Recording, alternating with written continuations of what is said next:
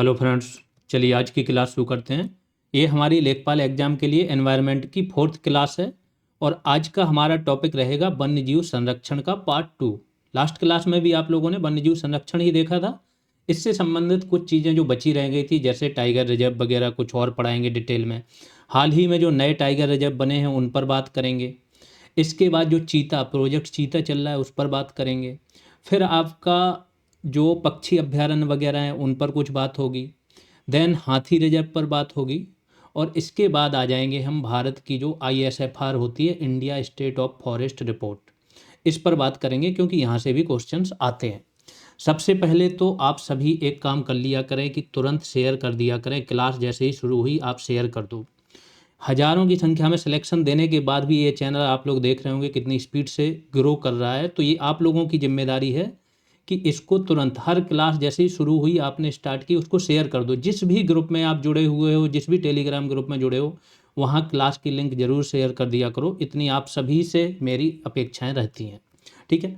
सबसे पहले देख लेते हैं पढ़ना क्या है। जैसा मैंने बताया कि कुछ हाल की घटनाएं देखेंगे या हाल का जो सरकार की कुछ योजनाएं या जो शुरुआत की या अभियान चलाए वो सब चीज़ें देखेंगे। इसके बाद आ जाएंगे हम जो टाइगर रिजर्व हैं, कब बने, 9 से स्टार्ट हुई थी, शुरुआत के 9 देखेंगे और हाल में जो बने। अभी इस टाइम 58 है टोटल, तो 58वां देखेंगे, 57वां, 56वां, 55, 54वां।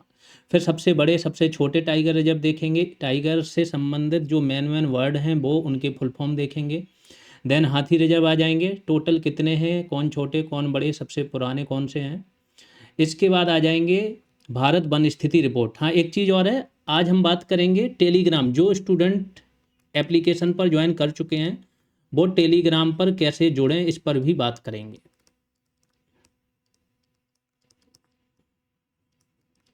ठीक है। इसके बाद भारत वन स्थिति रिपोर्ट देख लेंगे पूरी। तो चलिए स्टार्ट करते हैं।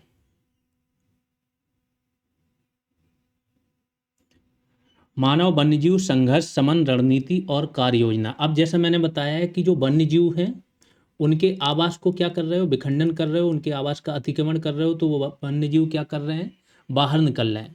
एक और रीजन हो सकता है जलवायु परिवर्तन का प्रभाव। जब जलवायु परिवर्तन का प्रभाव पड़ता है तो उससे क्या होता है, अंदर जितने भी जल स्रोत हैं वो सूख जा रहे हैं, है ना। तो फिर जल की खोज में भी बाहर निकल रहे हैं, प्लस उनके आवास में भी जो खाने पीने की चीज़ें उतनी अवेलेबिलिटी नहीं है तो उससे भी वो बाहर निकल रहे हैं। प्लस जो जलवायु की दशाएं हैं वो सहन शक्ति से बाहर जा रही हैं, तो भी जो वन्यजीव हैं वो अपने प्राकृतिक आवास से क्या करते हैं, बाहर निकलते हैं। जब वो बाहर निकलेंगे तो उनका सामना किससे होगा, मानवों से, और फिर इनका मानव और वन्यजीव संघर्ष होगा। तो इसी संघर्ष को कम करने के लिए क्या रणनीति, समन मतलब होता है किसी चीज़ के प्रभाव को कम करना, और उस कम करने के लिए क्या रणनीति है और कार्य योजना क्या है, 2021 से 26 तक बनी। प्रोजेक्ट डॉल्फिन 15 अगस्त 2020 को लॉन्च किया गया था।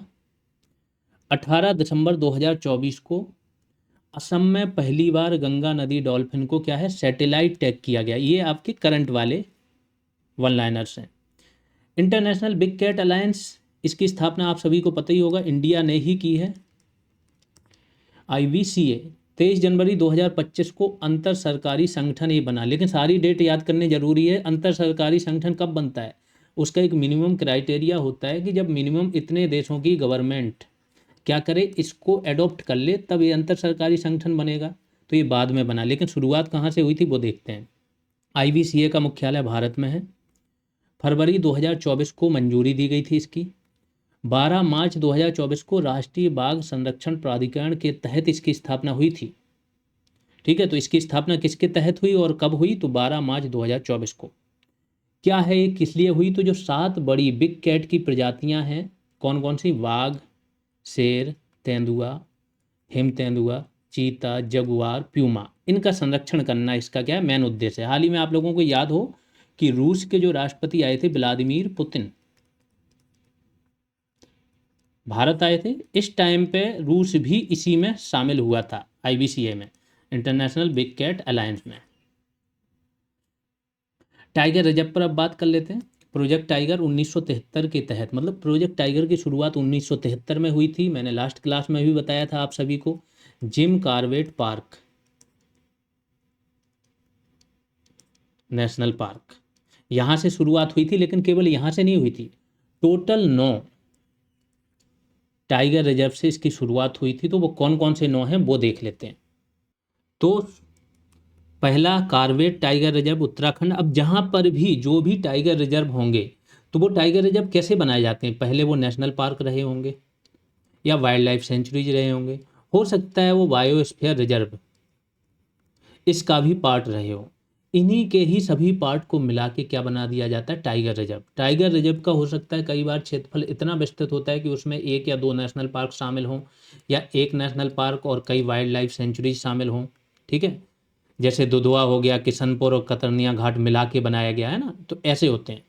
ठीक, इसके बाद तो ये शुरुआत कहाँ से हुई, कॉर्बेट उत्तराखंड, और साथ में क्या है, मानस है असम में। नाम में इतने सारे इसलिए लिख दे रहा हूँ कि आपको ये कहाँ पर स्थित हैं ये याद होना जरूरी है। और ये कहाँ से पूछा जाता है, जितने टाइगर रिजर्व हैं इस टाइम 58 हो गए ना, उनमें से सभी के सभी देखोगे या तो वो नेशनल पार्क होंगे या वाइल्ड लाइफ सेंचुरी होंगे। तो नेशनल पार्क में भी अगर पूछा जाए कि ये कहाँ पर है, तो टाइगर रिजर्व जो न्यूज में रहते हैं वहाँ से पूछ देते हैं। तो ये अगर आपको याद है तो आपको पता होगा कि नेशनल पार्क भी वो कहाँ है, सेम ही चीज़ है। पलामू झारखंड में है, टाइगर रिजर्व है। अभी हाल ही में क्या था ना कि यहाँ पर एक भी टाइगर नहीं बचा था, लेकिन हाल ही में ऐसी सूचनाएं आई कि फिर से यहाँ पर टाइगर हैं। ठीक है, बढ़ गई है संख्या यहाँ पर। क्या है, टाइगर एक जगह से, एक टाइगर रिजर्व से दूसरे टाइगर रिजर्व भी पलायन भी कर जाते हैं और फिर वापस भी आ जाते हैं। रणथंबोर कहाँ पर है, राजस्थान में। सिमलीपाल, कल भी बात हुई थी, उड़ीसा में। ये 5 थे और 4 और थे ये वाले। बांदीपुर कर्नाटक, मैंने बताया था सबसे ज़्यादा टाइगर डेंसिटी यहीं पर है। सिमलीपाल के बारे में बताया था आपको, कल बताया था कि ये आपका 107वां नेशनल पार्क बना है, राष्ट्रीय उद्यान। कान्हा टाइगर रिजर्व एमपी में है, और मेलाघाट महाराष्ट्र तथा सुंदरबन पश्चिम बंगाल। ये टोटल 9 से शुरुआत हुई थी। हाल ही में जो टाइगर रिजर्व बने हैं वो जानना बहुत ज़रूरी है, वो देख लेते हैं कौन कौन से बने हैं। तो 58वां जो सबसे लेटेस्ट है वो है माधव टाइगर रिजर्व मध्य प्रदेश। 57वां भी मध्य प्रदेश में है, रातापानी टाइगर रिजर्व। 56वां, अगर ये देखो 3rd नंबर का इसका क्षेत्रफल है बड़े टाइगर रिजर्व में, 3rd नंबर पर आता है। गुरु घासीदास तमोर पिंगला टाइगर रिजर्व है छत्तीसगढ़ में। 55वां धौलपुर करौली राजस्थान में। और 54वां क्या है, वीरांगना दुर्गावती टाइगर रिजर्व एमपी में। तो लेटेस्ट जो 5 बने हैं वो मैंने बता दिए। आगे चलते हैं, टॉप 3। हाँ, थोड़ा क्लासेज पर आ जाते हैं। क्लासेज अब आपकी एनवायरनमेंट पर कितनी बची हैं उस पर बात। जो आपका वन्य जीव संरक्षण है उस पर ये आखिरी क्लास है। अगली क्लास जो आएगी आपकी वो आएगी जैव विविधता संरक्षण पर।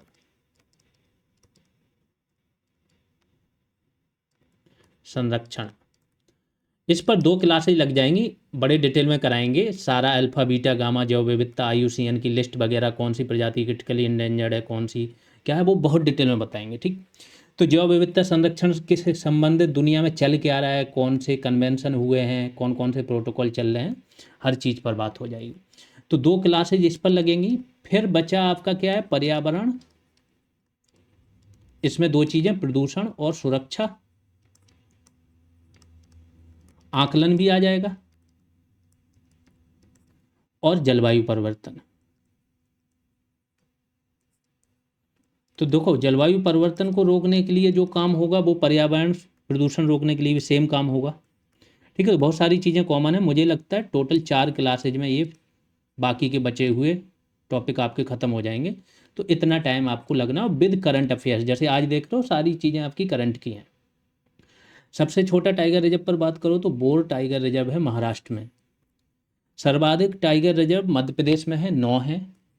कौन कौन से नाम लिख दिए मैंने, तो ये भी पता होगा कि मध्य प्रदेश के कौन कौन से, सतपुरा, संजय धुबरी, पेंच, पन्ना, कान्हा, बांधवगढ़, वीरांगना दुर्गावती, रातापानी, माधव। इनमें से अगर बात करो, पेंच टाइगर रिजर्व 2 जगह है, एक MP में है, दूसरा महाराष्ट्र में भी है। दोनों जगह फैला है, तो दोनों स्टेट में अपना अपना गिन लेते हैं ये।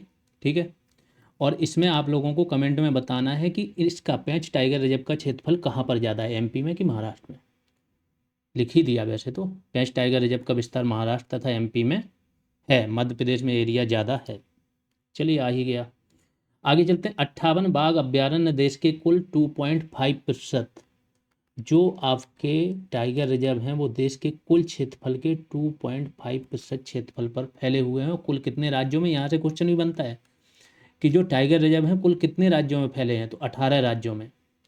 कुछ शब्द जान लेते हैं जिनके फुल फॉर्म डायरेक्ट पूछे जाते हैं। जैसे एक है एम स्ट्राइप्स, इसका फुल फॉर्म क्या होता है? मॉनिटरिंग सिस्टम फॉर टाइगर्स, ये टाइगर्स लिखा है। Intensive protection and ecological status, tiger monitoring के लिए होता है। बहुत सारे इसमें सिस्टम होते हैं। एक सिस्टम में टाइगर के गले में एक कॉलर भी पहनाई जाती है। फिर दूसरा जो है आपका शॉर्ट टर्म है वो है STPF, special tiger protection force, यानी टाइगर के प्रोटेक्शन के लिए एक स्पेशल फोर्स बनाई गई। जैसे STF होती है ना, स्पेशल टास्क फोर्स, ऐसे ये है STPF, टाइगर प्रोटेक्शन फोर्स है। बाघ अभ्यारण्यों में शिकार विरोधी अभियानों हेतु सशस्त्र बल है ये। CATS का फुल फॉर्म पूछ लिया जाता है। CATS मान्यता मिलती है बहुत सारे, दुधवा को मिली हुई थी। अभी आपको ये बताना है दुधवा को मिली थी कि पीलीभीत को मिली थी, ठीक है? दुधवा नहीं है, वैसे आपको बताना है ये चीज़ कि किस टाइगर रिजर्व, यूपी के किस टाइगर रिजर्व को CATS का दर्जा मिला था अभी हाल ही में, पिछले 1 साल के अंदर। कंजर्वेशन अश्योर्ड टाइगर स्टैंडर्ड, इसका फुल फॉर्म होता है बाघ स्थल का मूल्यांकन करना। मूल्यांकन में क्या देखा जाता है कि संरक्षण हेतु वैश्विक मानदंडों का पालन हो रहा है कि नहीं हो रहा है। किसके संरक्षण हेतु? बाघों के। ठीक। TX2 दर्जा क्या है? जैसा मैंने बताया, रूस के सेंट पीटर्सबर्ग में सम्मेलन हुआ था, 2010 के आसपास हुआ था ये। उसमें ये लक्ष्य रखा गया था कि 2006 में जितने टाइगर थे उस टाइगर की संख्या की तुलना में 2022 तक हमें इसको क्या करना है? 2 गुना करना है। और जो भी टाइगर रिजर्व ऐसा कर लेंगे उन्हें TX2 का दर्जा दिया जाएगा। ये है critical tiger habitat wild life protection act 1972, CTH का फुल फॉर्म है critical tiger habitat. Tiger reserve के अंदर वो एरिया होता है जो टाइगर संरक्षण हेतु बहुत ही महत्वपूर्ण होता है। NTCA का फुल फॉर्म सभी लोग जान रहे होंगे, national tiger conservation authority. GTI का full form global tiger initiative.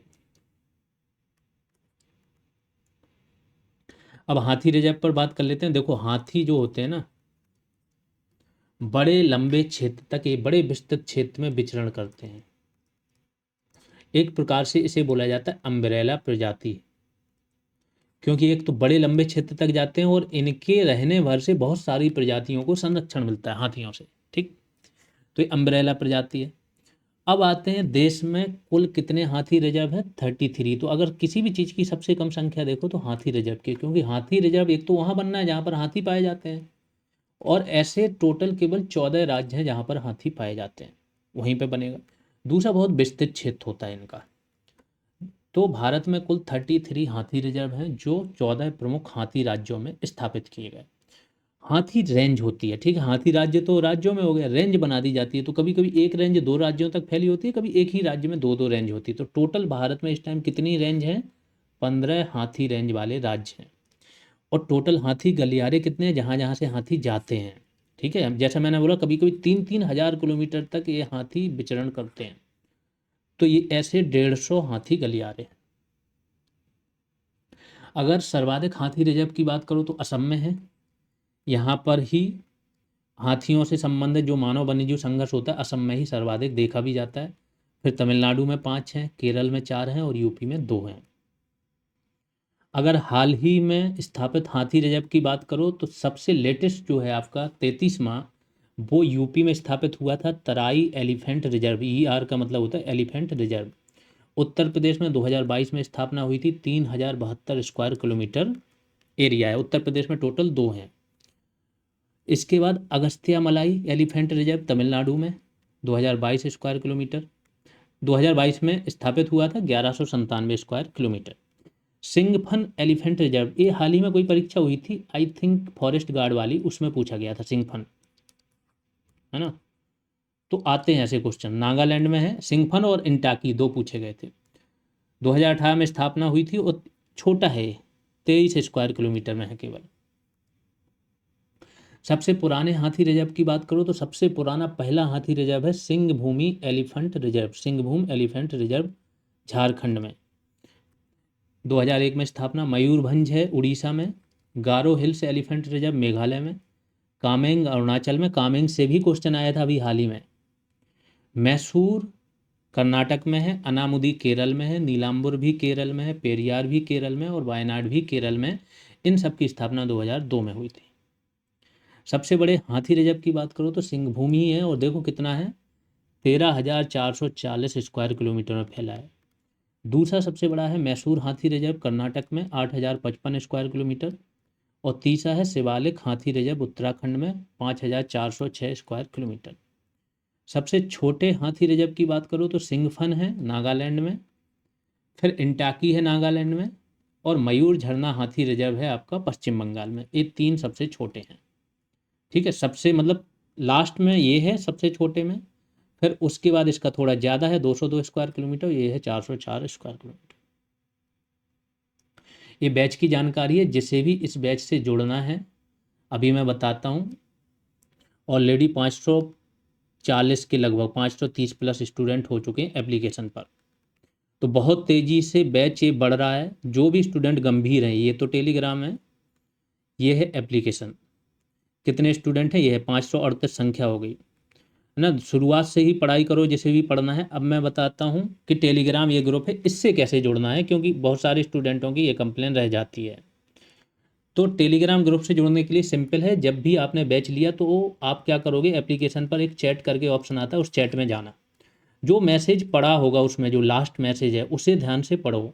उसी मैसेज के अंत में लिंक भी दी है टेलीग्राम ग्रुप की, लेकिन लिंक पर क्लिक करने से पहले मैसेज में जिस नंबर पर आपको स्लिप भेजनी है वो ज़रूर भेजें, नहीं तो जोड़े नहीं जाओगे। बहुत से स्टूडेंट क्या होते हैं, स्लिप नहीं भेजते हैं और लिंक पर क्लिक कर देते हैं, फिर उनकी लिंक क्या होती है, कैंसिल कर दी जाती है जो ज्वाइनिंग रिक्वेस्ट है, और लिंक एक्सपायर हो जाती है, फिर दोबारा नहीं जुड़ पाते। तो ये गलती ना करें, पहले स्लिप भेजें। स्लिप भेजने में कोई प्रॉब्लम आ रही है तो टेलीग्राम नंबर पर ही मैसेज कर दें या एप्लीकेशन पर। टेलीग्राम नंबर क्या है, 93 042 13 194। इस पर आपको क्या करना है, मैसेज करना है। कुछ लोग डायरेक्ट सर्च करते हैं, नहीं करना है, पहले सेव कर लो इस नंबर को। सर्च करोगे तो इस नंबर से ग्रुप दिखाई देने लगता है, इसको सेव कर लो फिर भेज दो।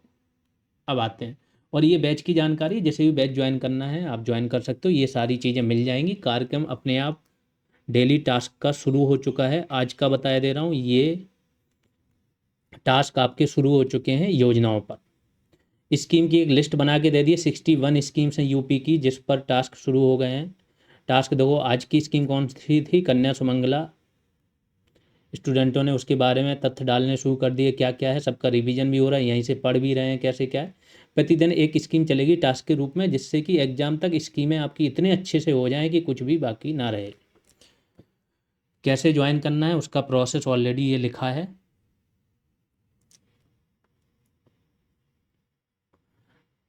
जीएस रेवोल्यूशन सर्च करना है एप्लीकेशन पर, मतलब प्ले स्टोर पर एप्लीकेशन डाउनलोड कर लेना है, और इसके बाद एप्लीकेशन के अंदर ऑल कोर्सेज या स्टोर ऑप्शन में जाना है, वहाँ से बैच मिल जाएगा, परचेज कर लो। कोई प्रॉब्लम आ रही है इस नंबर पर व्हाट्सएप कर सकते हैं। आगे चलते हैं, अब देखते हैं India state of forest report, Bharat one स्थिति रिपोर्ट 2023 ISFR। इसको तैयार करता है forest survey of India Dehradun, ये तैयार करता है। जारी कौन करता है, एनवायरनमेंट मिनिस्ट्री। इसमें कंफ्यूज मत होना, जारी करना अलग चीज़ है और तैयार करना अलग चीज़ है, ठीक। हर 2 साल में तैयार होती है, 2023 की है, जारी कब हुई थी, 2024 में। अब जो आएगी आपकी 2025 की आएगी, वो कब जारी होगी, 2026 में, ठीक है। तो ये भी पूछा जाता है कौन जारी करता है, तैयार कौन करता है, कब जारी होती है, कितने साल पर, ये सब चीज़ें। अब वन, क्योंकि वनों के अंदर ही कौन रहते हैं, वन्यजीव। मैंने शुरुआत की क्लास में बताया था कि जो वन्यजीव संरक्षण अधिनियम है उसमें भी क्या है कि पौधों की प्रजातियों का भी संरक्षण, वनों का संरक्षण, ये भी वन्यजीव संरक्षण के अंतर्गत आता है। तो ISFR रिपोर्ट से बिल्कुल क्वेश्चन आएंगे। पेरिस जलवायु समझौता जो हमारा हुआ था उसमें हमने अपना लक्ष्य क्या रख दिया है कि 2030 तक हम क्या करेंगे, 2.5 से 3 अरब टन CO2 के बराबर कार्बन सिंक बनाने का लक्ष्य है। कार्बन सिंक का मतलब क्या होता है, जो चीज़ें अवशोषित कर लेती हैं और कार्बन को अवशोषित कौन करता है, CO2 को या कार्बन को, पेड़, वृक्ष, है ना। तो हमने मेनली क्या रखा था कि हम इतने वृक्ष लगाएंगे जो कम से कम 2.5 से 3 अरब टन CO2 सिंक करके रखें, ठीक। फिर एक बॉन चैलेंज होता है, बॉन जर्मनी में है, इसके तहत एक चैलेंज है जिसमें हमने बोला कि 26 मिलियन हेक्टेयर बंजर भूमि का हम क्या करेंगे, पुनर्स्थापन करेंगे। और किसी भी बंजर भूमि का पुनर्स्थापन करना है तो हम क्या करते हैं, वहाँ पर वृक्षारोपण करते हैं, तभी पुनर्स्थापन हो सकता है। वृक्षारोपण, जल संचयन, ये सारी चीज़ें की जाती हैं। तो इससे भी क्या है, हरियाली को बढ़ावा मिलता है, वनों को बढ़ावा मिलता है। FAO, food and agriculture organisation, इसका मुख्यालय है इटली में। इसकी वैश्विक वन संसाधन रिपोर्ट है जिसमें क्या है, दुनिया भर के वनावरण किस किस देश में कितना है। तो जो टॉप 10 लिस्ट है उसमें इंडिया भी आता है, 10वें नंबर पर ही आता है, ठीक है। उपग्रहों का, अब देखो ISFR रिपोर्ट के बारे में ही ये पूरी बात हो रही है। तो ISFR रिपोर्ट में जो सर्वे होता है उस सर्वे के लिए कौन कौन से उपग्रहों का यूज किया गया, ये क्वेश्चन वन दरोगा में डायरेक्ट पूछा गया था, नासा तक से क्वेश्चन आया था। तो एक उपग्रह LISS है, ठीक है, इसका उपयोग हुआ है। और दूसरा है IRS, Indian remote sensing resource 2, इसका उपयोग हुआ है। तो ये ध्यान रखना। फिर जान लेते हैं कि कुछ परिभाषाएं जान लेते हैं। अगर लिखा हो कि अत्यंत सघन वन, तो अत्यंत सघन वन उस क्षेत्र को कहा जाता है जहाँ पर वृक्षों का जो छत्र घनत्व है वो 70% या उससे अधिक हो। और अत्यंत सघन वन की अगर भारत में सर्वाधिक कहाँ पाए जाते हैं तो वो है अरुणाचल। वैसे वन तो नॉर्मली सर्वाधिक MP में पाए जाते हैं, वन एरिया जो वन क्षेत्र है, लेकिन अगर अत्यंत सघन वन की बात करो तो वो कहाँ है, अरुणाचल में। फिर दूसरा है सामान्य सघन वन, इसमें छत्र घनत्व कितना होना चाहिए, 40 से 70%। खुले वन उसे बोला जाता है जहाँ छत्र घनत्व कितना हो, 10 से 40%। एक और आखिरी आता है यहाँ पर झाड़ियाँ, जहाँ पर छत्र घनत्व क्या हो, 10% या उससे कम हो, 10% से कम हो, उन्हें बोला जाता है झाड़ियाँ। अब देख लेते हैं रिपोर्ट में क्या दिया है। तो भारत का कुल वनावरण तथा वृक्षावरण कितना हो गया है, अगर उसको एरिया में बोलो तो 8,27,356 स्क्वायर किलोमीटर। और अगर इंडिया का कुल एरिया देखो तो कितना है, 32 लाख, अप्रोक्सीमेट 32 लाख, ठीक है। तो 8 चौको 32, यानी 25% से ज़्यादा तो सीधा निकल रहा है। तो ये कितना है, 25.17%।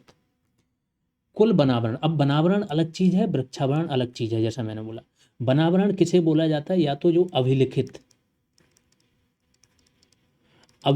वन क्षेत्र हो, अभिलिखित उसे बोलते हैं, अभिलिखित मतलब रिकॉर्ड, जो सरकारी रिकॉर्ड में जो भूमि वन के रूप में दर्ज हो, वहाँ पर अगर जो वृक्ष लगे हैं, जो वनावरण है, मतलब जो वनों का आवरण है, उसे वनावरण में हम क्या करेंगे, काउंट करेंगे। चाहे वहाँ वृक्ष हो चाहे ना हो, वो क्या कहेगा, आपका वनावरण। दूसरा, थोड़ा सा क्लियर किए दे रहा हूँ फिर से, कहीं कंफ्यूज मत हो जाए, ये बड़ी माइनर सी चीज़ होती है। वनावरण क्या होता है, या तो जो अभिलिखित वन क्षेत्र है उसके अंदर जो वनों का आवरण है टोटल, वो वनावरण में शामिल होता है, प्लस बाहर इस अभिलिखित वन क्षेत्र के बाहर वह भूमि जो 1 हेक्टेयर से ज़्यादा हो और वहाँ पर वृक्ष लगे हों और उनका छत्र घनत्व कितना, 10% से ज़्यादा हो, तो ये भी क्या हो जाएगा, फिर वनावरण में काउंट होगा। इसके अलावा अन्य जो चीज़ें हैं वो वृक्षावरण में आ जाती हैं, ठीक। तो कुल वनावरण प्लस वृक्षावरण बता ही दिया। कुल वनावरण कितना है, 7,15,342 स्क्वायर किलोमीटर, 21.76% कुल भारत के क्षेत्रफल का ये है। कुल वृक्षावरण की बात करो तो कुल वृक्षावरण कितना है, 1,12,014 स्क्वायर किलोमीटर और 3.41% क्षेत्रफल पर ये है। दोनों मिला के कितने हो जाते हैं, 25.17। अगर वनावरण में कुल वृद्धि देखो तो इस बार बहुत कम हुई है, कितनी हुई, 156.41, क्योंकि वनावरण में वृद्धि प्राकृतिक रूप से होती है। वन प्राकृतिक रूप से उगते हैं, हम क्या करते हैं, वृक्षावरण करते हैं। लेकिन कई बार क्या होता है, गवर्नमेंट बड़े एरिया में 100 एकड़ में, है ना, 500 एकड़ में लगाती है और वहाँ पर वृक्ष अच्छे खासे हो जाते हैं, तो वो भी वनों के अंतर्गत या वनावरण के अंतर्गत गिन लिया जाता है। वनावरण तथा वृक्षावरण में अधिकतम वृद्धि अगर देखें तो छत्तीसगढ़ में 683 स्क्वायर किलोमीटर, उत्तर प्रदेश में 559 5.19 स्क्वायर किलोमीटर और उड़ीसा में 558।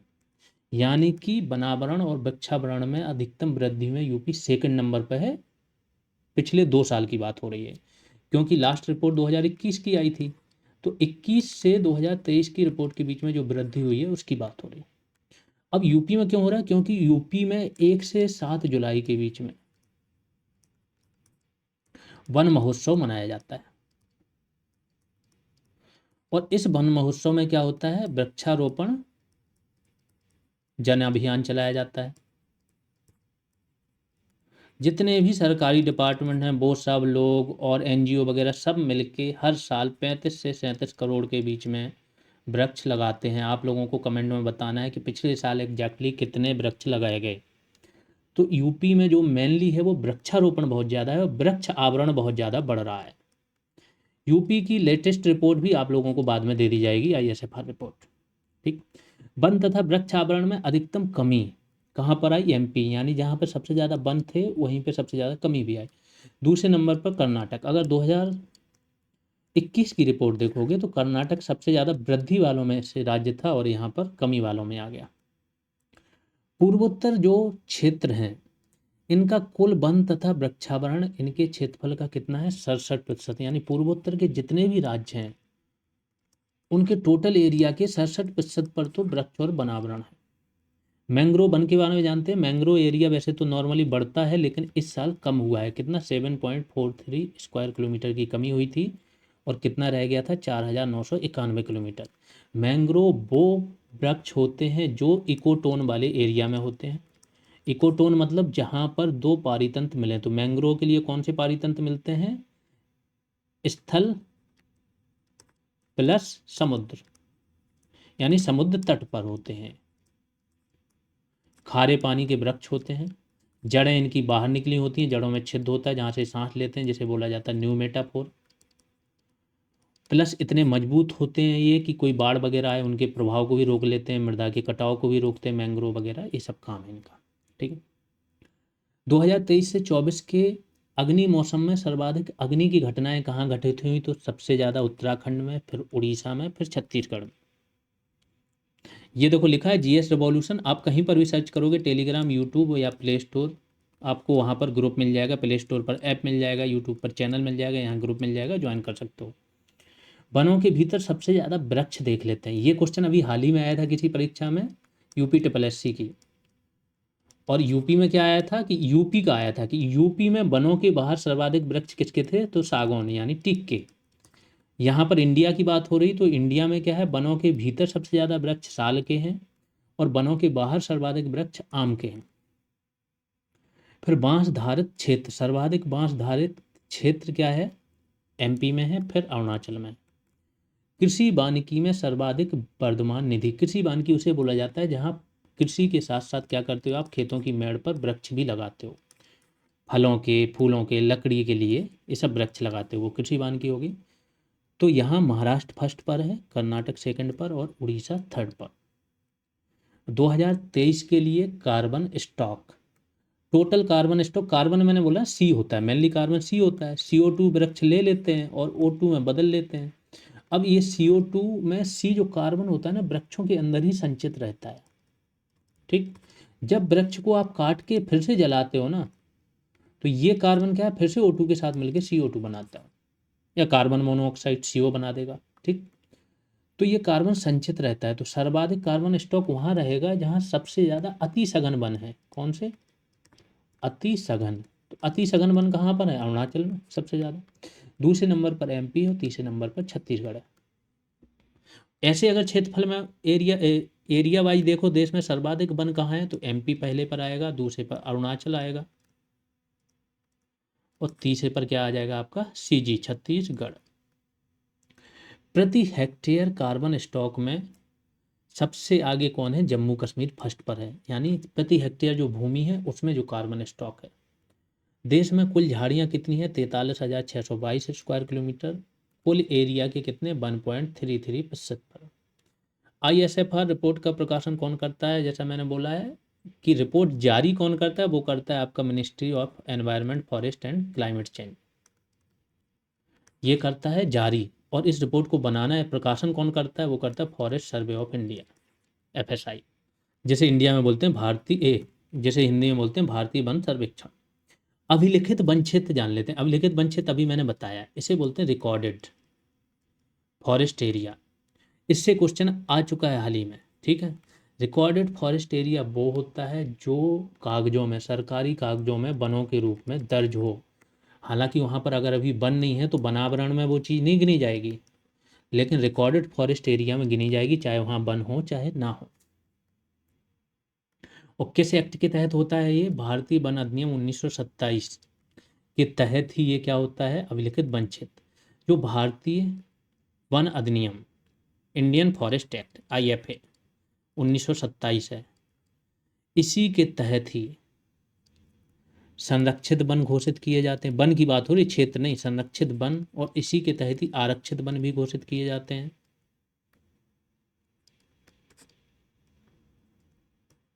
और इसी के तहत ही अवर्गीकृत वन भी घोषित किए जाते हैं, और ग्राम वन। 4 प्रकार के वनों का वर्गीकरण है इसमें, और इसी के तहत घोषित किए जाते हैं।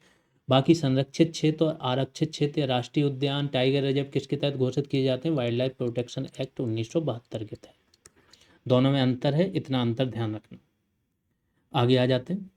वृक्षावरण की बात करें, बता चुका हूँ मैं पहले, अगर 1 हेक्टेयर से कम एरिया में है, वृक्ष हैं, कोई भी छत्र घनत्व हो, लेकिन वो किस में आएंगे, वृक्षावरण में आएंगे। लेकिन अगर एरिया 1 हेक्टेयर से ज़्यादा है और फिर वहाँ पर वृक्ष हैं और छत्र घनत्व 10% या उससे ज़्यादा है, तो वो क्या, वनावरण में गिना जाएगा। आरक्षित वन में क्या होता है, भारत में अगर बात करें कि कुल आरक्षित वन का कुल क्षेत्रफल कितना है, तो 4,43,253 स्क्वायर किलोमीटर।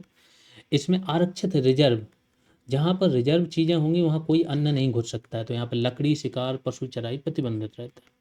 दूसरा जो है संरक्षित वन, कुल क्षेत्रफल कितना है, 2,12,859 स्क्वायर किलोमीटर। इसमें क्या है, थोड़ी बहुत अनुमति मिलती है, स्थानीय समुदायों को सीमित गतिविधियों की अनुमति मिलती है। तीसरा होता है अवर्गीकृत वन, मतलब इनका वर्गीकरण नहीं किया गया है कि ये आरक्षित हैं कि संरक्षित हैं, कोई वर्गीकरण नहीं हुआ। और इनका एरिया कितना है, टोटल 1,19,265 स्क्वायर किलोमीटर। वनावरण, छत्र घनत्व 10% से अधिक हो और 1 हेक्टेयर से अधिक भूमि पर हो तो वनावरण में गिना जाएगा। झाड़ियाँ जिनका छत्र घनत्व कितना हो, 10% से कम। बता चुका हूँ ये दोनों चीज़ें। पश्चिमी घाट जो है, पश्चिमी घाट पर 2-3 बार रिपोर्ट आ चुकी है, बहुत ही हाईली सेंसिटिव एरिया है। यहाँ पर जैसे मैं बताया, एक हॉट स्पॉट भी इसे बोला गया है पश्चिमी घाट को, यानी कि यहाँ पर 1500 से ज़्यादा प्रजातियाँ जो स्थानिक हैं, हॉट स्पॉट का मतलब होता है 70% से ज़्यादा क्या है, खतरे में या नष्ट हो चुकी हैं। तो इस पर बहुत सारी रिपोर्ट जारी हुई, तो के कस्तूरी रंगन, जिनकी अभी हाल ही में मृत्यु भी हो गई है, इन्होंने, इसरो के हेड रहे हैं ये, इन्होंने ही हमारी जो नई शिक्षा नीति इन्होंने ही बनाई थी, और पश्चिमी घाट पर जो समिति बनी थी उसके हेड भी यही थे। इन्होंने रिपोर्ट दी थी और इन्होंने बोला था, इन्होंने तो ये बोल दिया था कि 2/3 क्षेत्रफल जो है ना पश्चिमी घाट का, इसे आप इको सेंसिटिव जोन इसे घोषित कर दो। इकोलॉजिकल सेंसिटिव जोन वो होता है जहाँ पर गतिविधियाँ विनियमित होती हैं या बहुत कम होती हैं, आर्थिक गतिविधियाँ या औद्योगिक गतिविधियाँ। जैसे समझ लो, मैं बता रहा हूँ, नेशनल पार्क है, नेशनल पार्क के चारों तरफ इको सेंसिटिव जोन घोषित किए जाते हैं, क्योंकि ये शॉक एब्जॉर्बर का काम करते हैं। सपोज कोई नेशनल पार्क है, यहाँ पर तो सारी चीज़ें प्रतिबंध कर देंगे, अब इन्हीं के जस्ट बाहर आपने उद्योग लगा दिए तो क्या होगा, इसका पॉल्यूशन अंदर चला जाएगा, तो सारी किसी चीज़ का मतलब ही नहीं हुआ। तो कम से कम नहीं तो एक कोर्ट हमेशा चेंज करता रहता है। नॉर्मली क्या होता है, 10 किलोमीटर के एरिया, कोई ऐसे प्रतिबंधित क्षेत्र के 10 किलोमीटर के एरिया को ESZ घोषित किया जाता है। कहीं कहीं सुप्रीम कोर्ट ने क्या किया, जो शहरी, बहुत ही शहरी एरिया है, तो 1 किलोमीटर तक भी अनुमति दे दी कि 1 किलोमीटर तक आप ESZ घोषित कर दो, बाकी चीज़ों में अनुमति है। ठीक है, तो ये सारी चीज़ें, आज की क्लास यहीं पर समाप्त होती है। जैसा मैंने बोला है कि आप लोग शेयर ज़रूर किया करें, क्लास शुरू होते ही कहीं पर जहाँ आप जुड़े हो वहाँ शेयर ज़रूर करो क्लास को, इतनी जिम्मेदारी आप लोग निभाइए। बाकी पढ़ते रहो, ये गारंटी है, अगर तरीके से नेक्स्ट 2 से 3 महीने पढ़ ली तो आपकी सीट कोई नहीं छीन पाएगा। अभी के लिए इतना ही, धन्यवाद।